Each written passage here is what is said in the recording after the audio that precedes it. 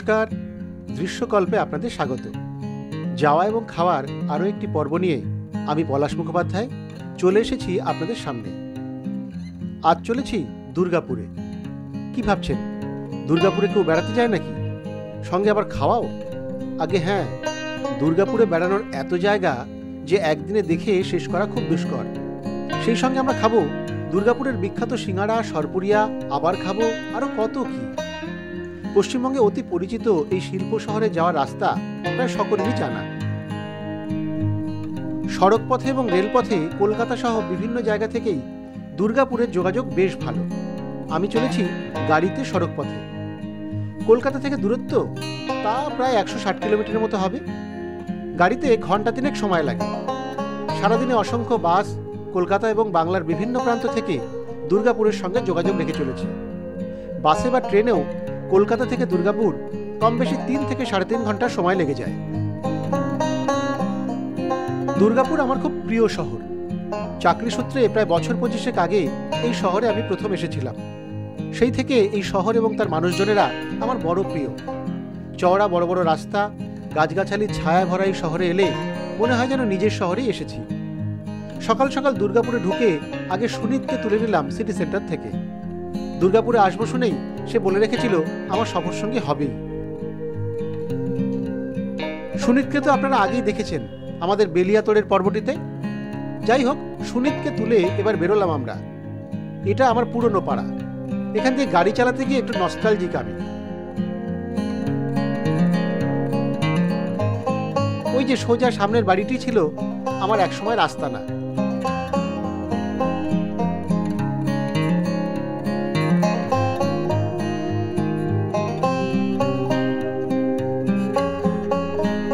এই এলাকাতে এলেই আমি একটা অদ্ভুত ভালো লাগায় জড়িয়ে পড়ি।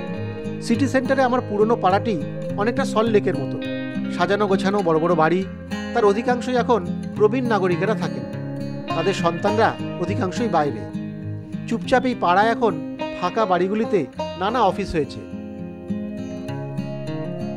যাই হোক, এবার আমাদের প্রথম গন্তব্য Durgapur barrage.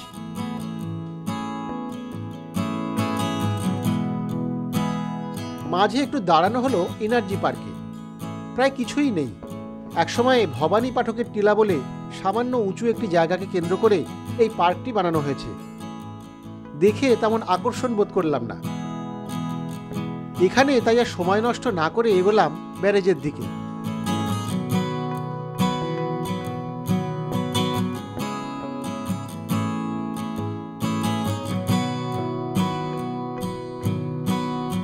Damodar valley corporation নিয়ন্ত্রিত দামোদর নদের ওপরে নির্মিত এই বাঁধ। উচ্চতা 39 ফুট এবং দৈর্ঘ্য 2270 ফুট।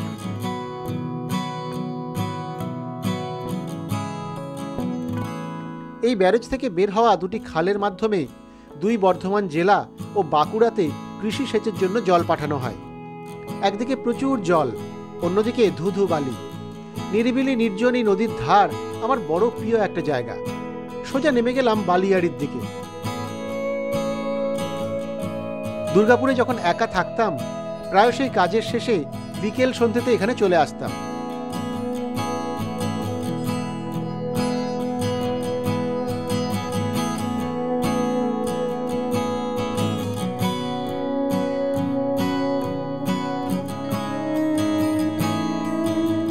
অপর পাশে মূল জলাধারটি, সুবিশাল জলরাশি।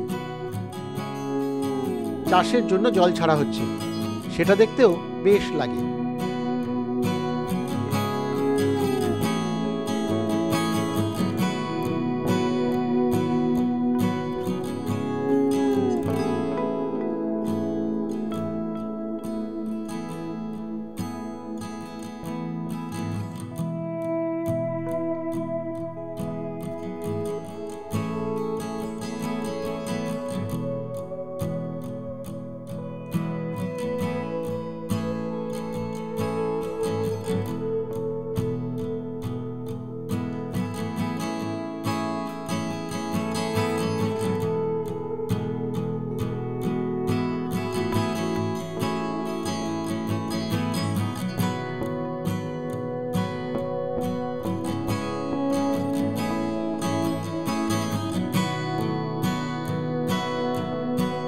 ব্যারেজ দেখে এবার আমরা কেদারনাথ মন্দিরের পথে।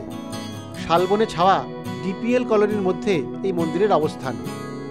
ডিপিএল কলোনি কিন্তু আগের মতোই আছে, নিরিবিলি, নির্জন, প্রচুর গাছপালায় ছাওয়া এই পথে যেতেও মজা।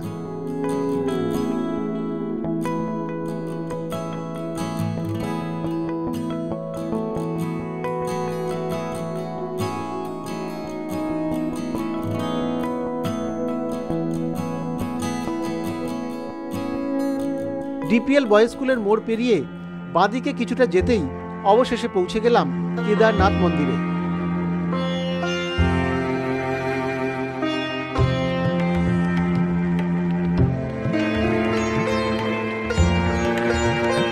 আসলে কেদারনাথ মন্দিরের আদলে তৈরি হওয়া নতুন এই মন্দিরটি এখনো সম্পূর্ণ হয়নি, তবে লোকজনের ভিড় কিন্তু শুরু হয়ে গিয়েছে। এখন অবশ্য মন্দির চত্বর একেবারে ফাঁকা।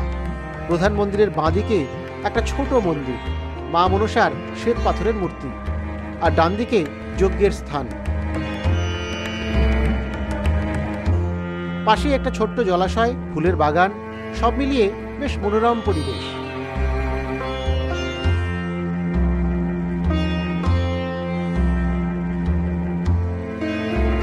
এরপর ঢুকলাম প্রধান মন্দিরের ভিতরে। ভিতরে সামনের ঘরে বসে আছেন নন্দী মহারাজ, আর গর্ভগৃহের ভিতরে লিঙ্গাকারে অবস্থান করছেন বাবা কেদারনাথ।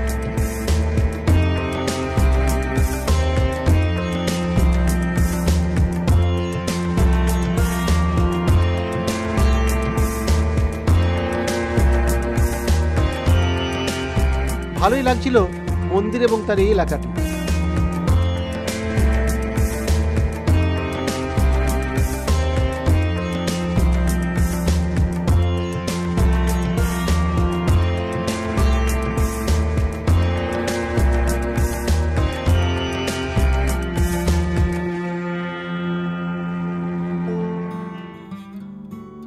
কেদারনাথ দেখে আমরা যাব হুচুকডাঙ্গার দিকে।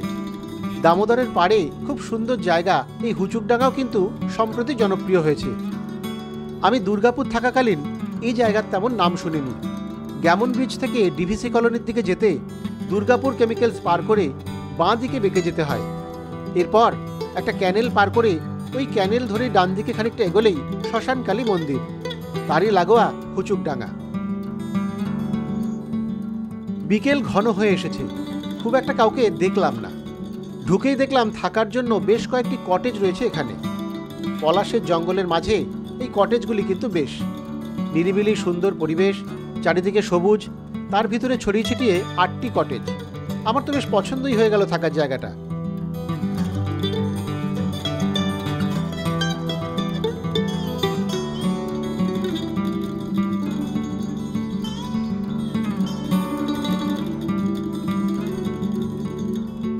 এবার একটু এগোলাম সামনের দিকে।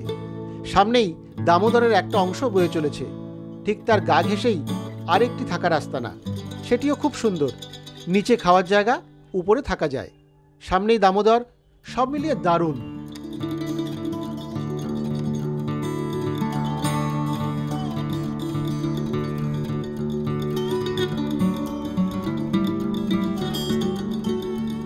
হুচুকডাঙ্গায় কেউ থাকতে চাইলে কমেন্ট বক্সে জানাবেন, আমি ফোন নাম্বার দিয়ে দেব। পাশেই সবুজ মাঠ, সেই সবুজ মাঠের পাশে বেশ কিছু গাছ, তারও ওপাশে জলের উপরে নৌকো বাঁধা।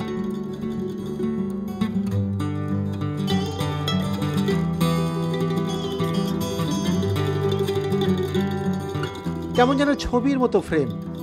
জায়গাটা নির্জন হওয়ার কারণে সবকিছুই যেন আরো ভালো লাগছিল বেশি করে।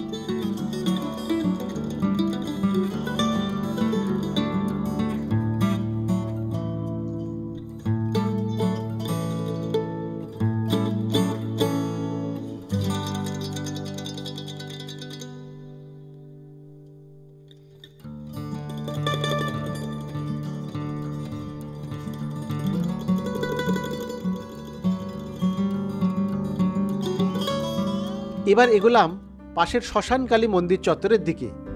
এই চত্বরটিও কিন্তু অসাধারণ। পুরোটা গাছগাছালির ছায়া ঘেরা জায়গাটি মনকে স্নিগ্ধ করে দেয়।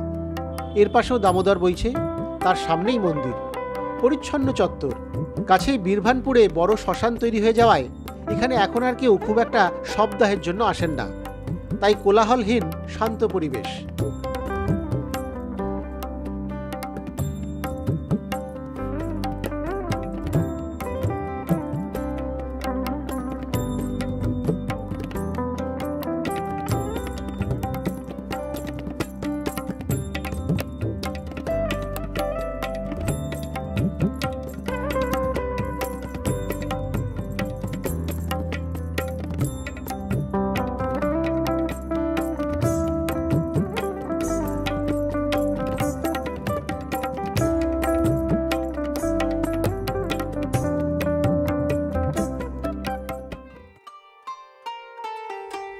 এখান থেকে আমরা যাব মেশোকে তুলে নিতে।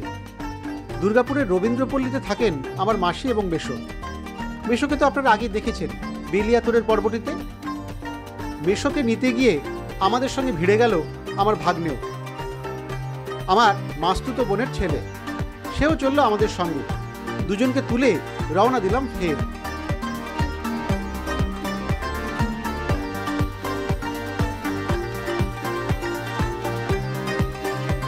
দুর্গাপুর স্টেশন চত্বরে বেশ কিছু হোটেল আছে, সেখানেই মধ্যাহ্নভোজন সেরেছিলাম আমরা। কিন্তু এবারে যাব আসল খাবার খেতে, বিখ্যাত নারকোলের সিঙ্গাড়া খাবো।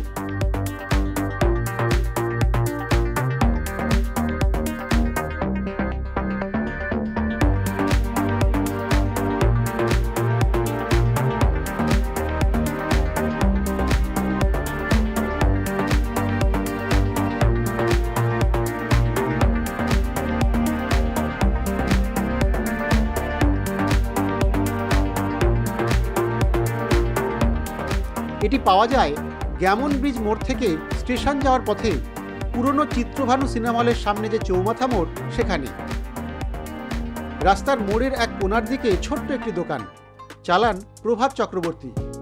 খুবই ছোটোখাটো সাধারণ চপসিঙ্গাড়ার দোকানের মতোই, আলাদা করে বোঝার কোনো উপায়ই নেই। কিন্তু এখানেই মিলবে এই নারকেলের সিঙ্গাড়া। তবে বেশিক্ষণ থাকে না, সন্ধ্যের দিকে ভাজা হয়, তারপরে গরম থাকতে থাকতেই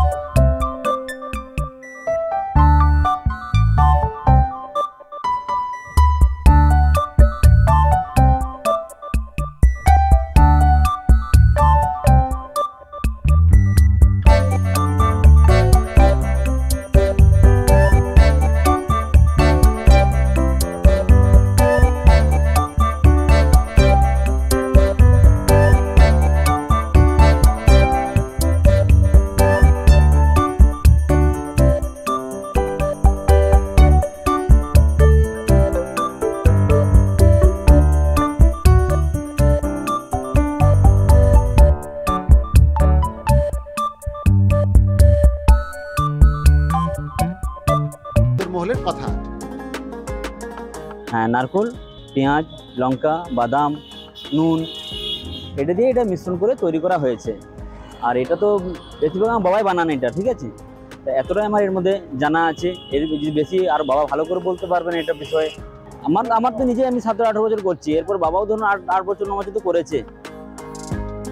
নারকেলের সিঙ্গারা তো খাওয়া হলো, এবার আমরা যাব আবার ব্যারেজের দিকেই। আমার রাত্রিবাস কিন্তু ব্যারেজের পাশেই, কিন্তু তার আগে একবার দামোদরের পাড়ে বিসর্জনের ঘাটে যেতে হবে। সেখানে এই সময় হবে সন্ধ্যারতি। বেনারসের গঙ্গারতির মতোই এই আরতি এখন অনেক জায়গাতেই হচ্ছে, দুর্গাপুরেও শুরু হয়েছে। সেই সন্ধ্যারতি দেখতে নদীর ঘাটে অনেকেই ভিড় জমিয়েছেন দেখলাম। আমরাও তাদের সঙ্গেই সন্ধ্যারতির দর্শক হলাম।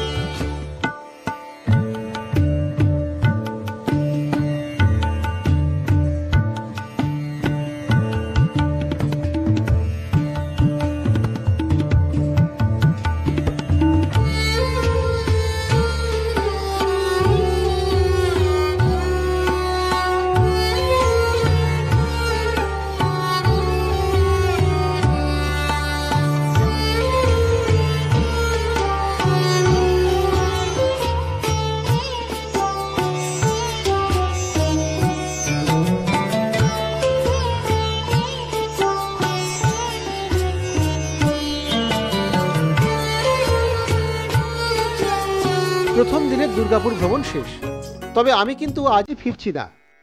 তাই তো এবারে যাব আজকে রাত্রিবাসের ঠিকানায়।